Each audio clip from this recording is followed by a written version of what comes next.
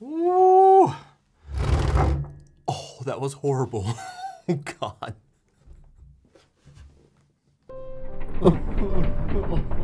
Why? The Synology, oh my, I can't believe I just did that. The Synology DS1621 Plus. I did a video on this. Wow, this is really dusty. Okay, good thing I have a craft computing dust rag readily available on my floor where it deserves to be to serve as my dusting services. The DS1621 Plus from Synology, a 4-core 2.1 gigahertz Atom processor built in. This one, I think, has 4 gigs RAM. It might have 8, but I'm pretty sure it only has 4. This I did a video on, showcasing me backing up my entire household, including my server, my main computer, my laptop, everything I have connected, which was awesome. Synology sent it over, Western Digital supplied the hard drives. It has been an amazing device, super reliable, awesome in every way. But 4 cores and an Atom processor, pretty much I looked at this device as just a backup device only. Yes, you can run Plex on it. Yes, you can utilize it for other things, but you know me, I like power, I like more, and this serves the purpose that it's supposed to do. But in today's video, thank you Synology, by the way, for sending this over. In today's video, I am checking out the Synology DS1621xs Plus. This thing has a Xeon processor in it.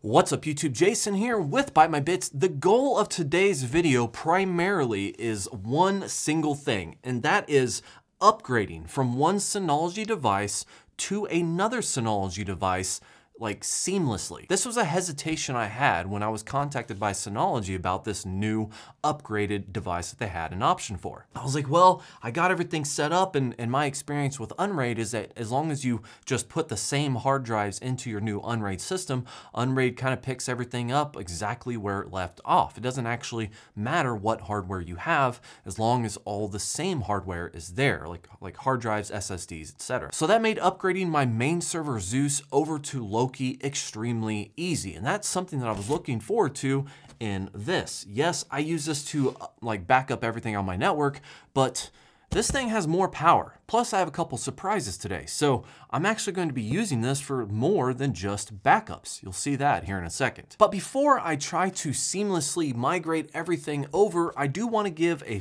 quick little unboxing and kind of overview of everything they sent to me today. So this is not the primary video on this device. In fact, I will be doing some testing further on down the line. Expect a video from that. I haven't even shot B-roll or opened this up or anything. This is literally just a first look and a migration over. So use the shortcuts down below if you would like to fast forward to the part of this video where I migrate the drives from this older device to the newer device seamlessly, hopefully.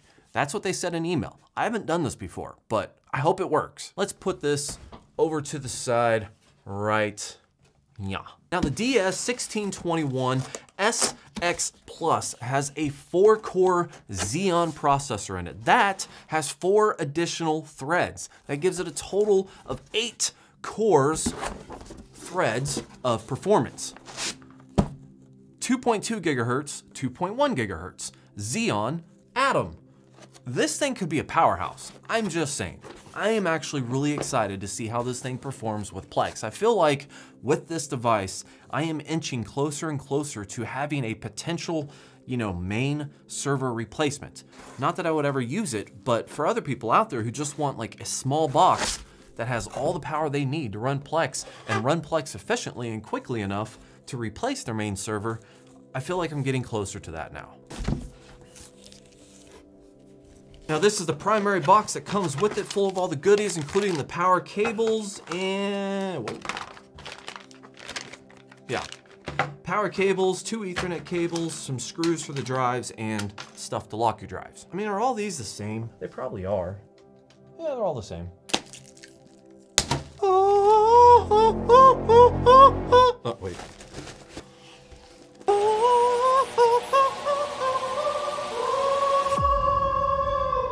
A little dusty.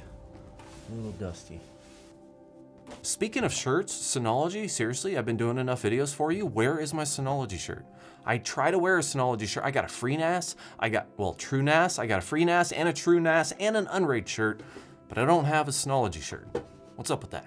Okay, so right away you can obviously tell there are some similarities between these models. They look, I mean,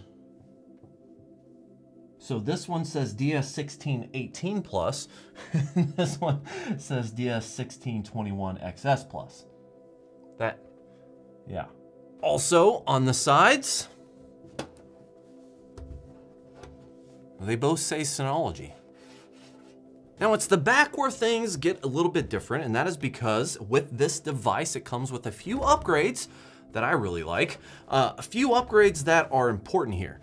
So this one on the right, this is the old one. You'll notice that this one has 4 1 gigabit NICs. Plus, I added a 10 gigabit NIC, I think is on this side, yes. A dual 10 gigabit NIC on the side. Now this was using a PCI Express expansion slot to get the 10 gig connectivity, which I really insisted on when I was implementing this into my workflow, because I have a 10 gig network switch and everything that's important runs off 10 gig off my network, so that was a necessity. However, on this device, you can see that it has 2 standard 1 gig NICs. Those are just LAN 2 and LAN 3, but the primary NIC is a 10 gig connected LAN built right in. It's only 1, but hey, 1 is better than 0.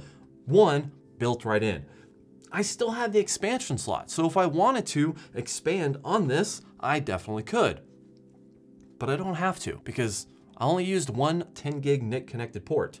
That's more than enough for my needs. This thing can be expanded using, this one also has 2 eSATA ports, but they're kind of laid out differently, as you can see. But it can be expanded. I did not have any kind of an expansion thing for this. However, it is an option. Synology sent over some extra hardware that they wanted me to talk about. Yes, I meant taco about, because I'm hungry for tacos. They now have SSDs, M.2, 2.5 inch, and I think they even sent me RAM too. Yes, so they sent me 16 gigabytes of RAM. That's to upgrade this unit. 16 gigabytes. Oh, they sent me 32 gigabytes of RAM. Holy bananas, I didn't even realize that. And they sent me a 400 gig SSD, that is an M.2 NVMe, and holy bananas, they sent me 2 enterprise grade 2.5 inch SSDs, 2 terabytes each. Oh man, I'm really excited for these right now.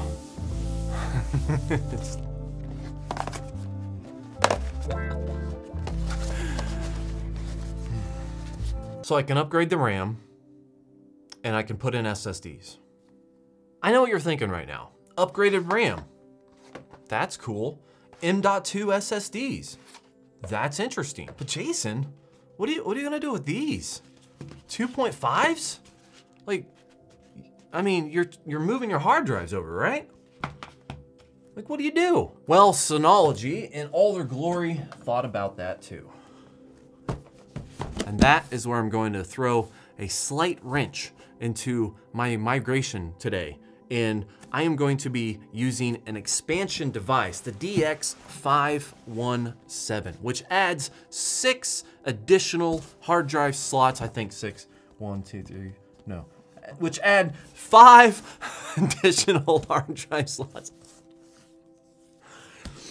For some reason I was thinking 6, but this handles 5 additional hard drive slots connected through eSATA, which means that I can add this SSD storage directly on utilizing these slots. And totally glad that didn't fall out.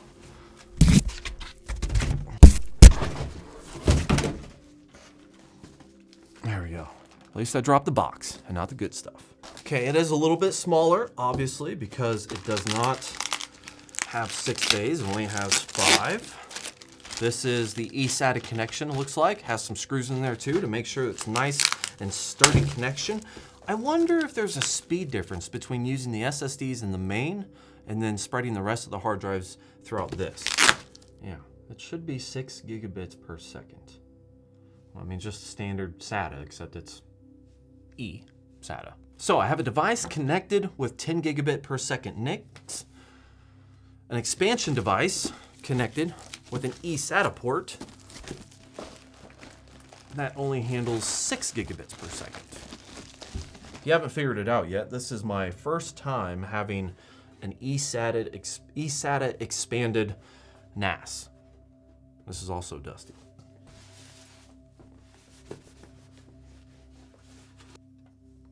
Not a lot dusty, just a little bit. So with that said, I'm gonna throw this wrench in here and I'm gonna say that my best course of action would probably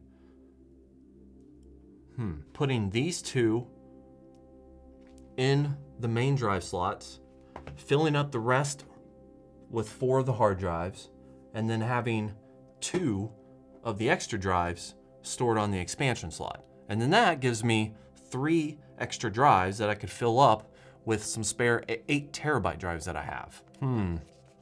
Decisions.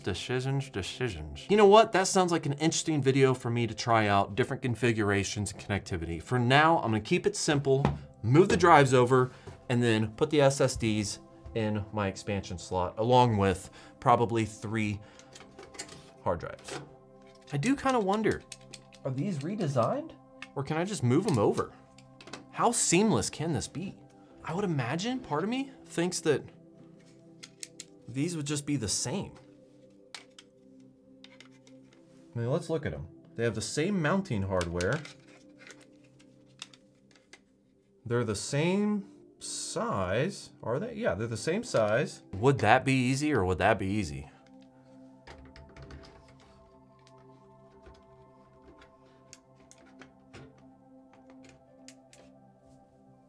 Wow, that's a lot easier. I thought it was gonna be seamlessly just moving them over just like that. I don't even have to take them out of the caddy. They just move right over just like that.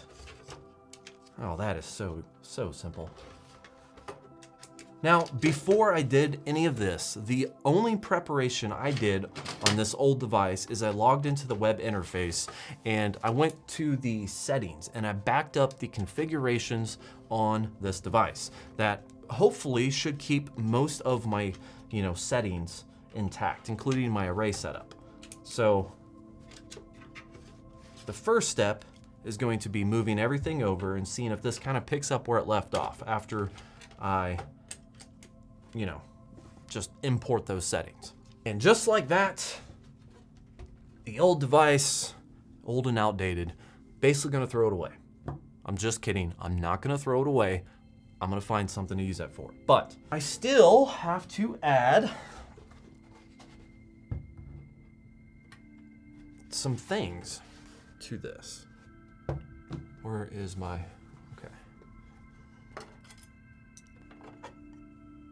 Okay, so straight from the factory, they give me a built-in 8 gigabytes of RAM, but as you saw previously, they sent me 32 gigs of RAM, 32 gigabytes of RAM on a NAS. Wow, like VMs? Oh yeah.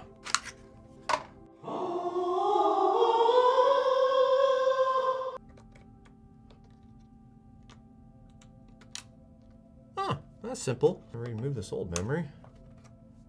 Put that right there. And just like the last one, stick it in the hole and push it down. Just like that.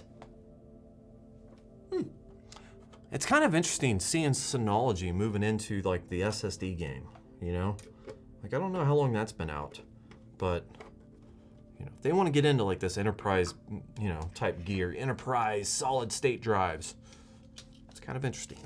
Okay. I may or may not have jumped the gun just a little bit when it came to moving over my hard drives because the M.2 SSDs looks like they mount on the inside.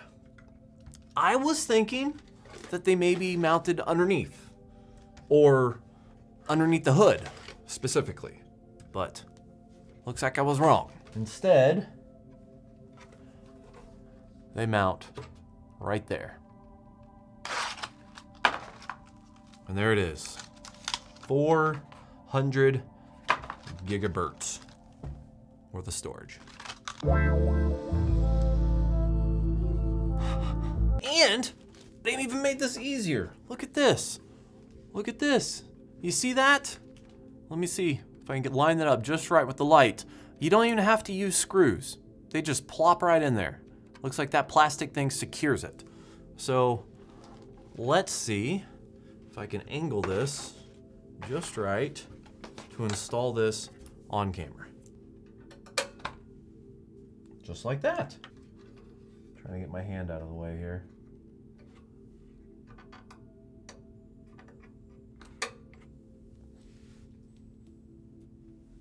Wow, that is way too easy.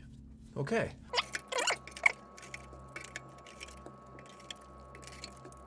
And let's just cross my fingers and hope that my little fumbling that I did earlier did not ruin drives. Because what I did was an embarrassingly bad thing to do. And that's it. I don't have to do anything else besides plug it in, log in, and restore my settings. So that's it. If all goes well, that's easy. Next on the line is going to be this expansion slot drive thingy that has room to add 2 of these in here that will need to be screwed in. I actually have never seen a Synology SSD. I mean, the M.2 just looks like an M.2 with a different sticker, but the SSD, I mean, that's got to be different, right? Here we go, the moment of truth. Boom. Simple, gold-ish, brownish, pewterish. I'm gonna say that's like a pewterish brown, you know? Not really going for gold there. It's like a pewterish brown, but yeah, it's a normal SSD. It actually took longer to install these than it did both the M.2s.